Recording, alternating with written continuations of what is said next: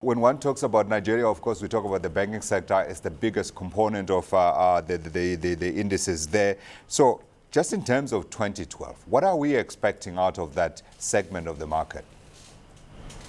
I think for 2012, it's actually a mixed bag because I think for the sector, in terms of operations, we actually expect to see improvement in operating performance. So the expectation is that we'd see an improvement in earnings. We have a forecast of a 45% EPS growth over 2011 numbers. And the expectation is that for 2011 as well, we expect EPS to grow by close to over 40% as well over 2010 numbers. And I think it's driven by a couple of things. It's driven by stronger loan growth over 2010 and also reduction in cost of risk as well. So we'd expect to see lower loan loss provisions. And to a large extent, banks are actually improving their operating efficiency. So I expect to see an improvement in cost-to-income ratio. Our forecast is that for 2012, cost-to-income ratio would reduce to about 64% from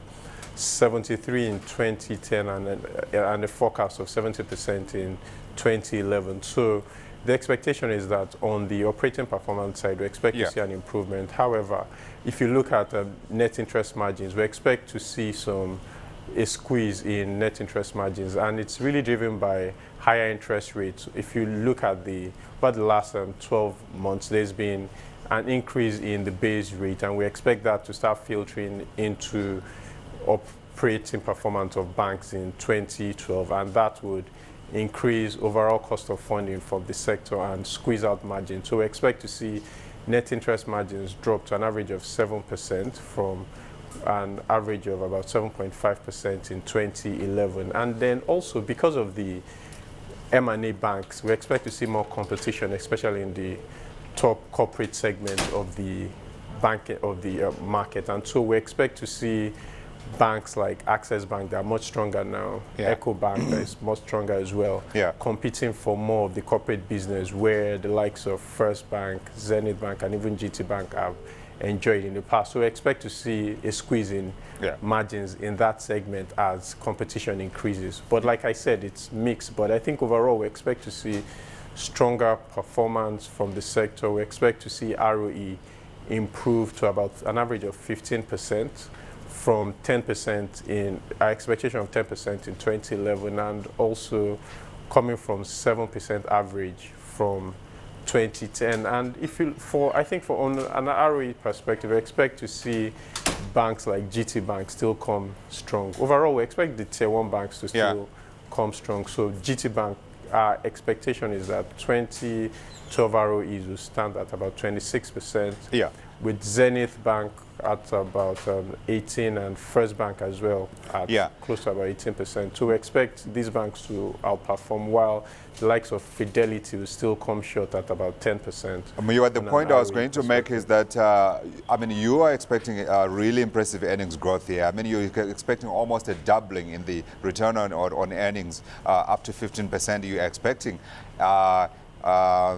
net earnings to rise by more than 40%. This in an environment which you've just noted as well, of higher interest rates. How would the banks be able to achieve this given the high interest rates that we've been seeing coming out of the central bank as they bid to tame inflation? I think a major driver will be the cost of funding. So banks like the tier 1 banks that predominantly have lower funding because these banks have about 80% of their deposits in low-cost deposits. These banks, we'd expect them to be able to maintain low funding base, and we expect their funding average cost of funds to be at about 2.5%. At this point in time, it's actually lower. It's closer to about 2%, but we expect to see a rise to about 2.5%.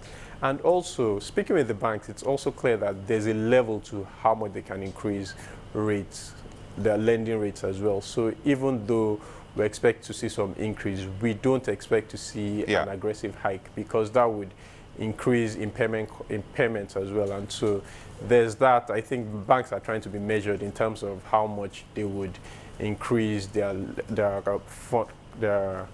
lending cost as well. And so I think to a large extent, there's that caution within the environment. And like I highlighted earlier, the major driver for earnings growth really would be lower funding, lower cost, operating costs generally, because banks have, over the last 2 years, tried to centralize their processes, and there's been a strong drive to improve branch efficiencies, reduce operating costs to a large extent, and we expect that to start filtering through from 2012.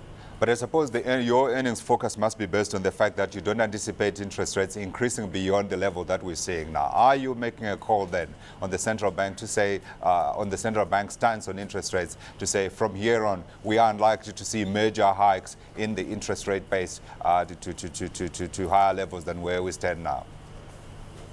I think it depends, but I think to a large extent we might see an increase, but I wouldn't expect it to be as aggressive as we saw. How much more? In 2011. How much more? I'd say more like closer to 100 to 200 basis points increase, but nothing significantly higher. And I think it's going to be driven by a couple of things. There's still the subsidy removal that is still being discussed. I think that would have a major play in terms of on inflation, and to a large extent, if you look at the trend on inflation, it's been moderate for now, and it hasn't really been as aggressive as we've seen in other markets as well. So I think we'd expect to see the Monetary Policy Committee watch that, and would have, I think that would filter through interest rate hikes. Yeah, so you highlighted the likes of GT Bank, Access Bank, and First Bank. Who would likely then be the laggards in this environment? What wouldn't you touch?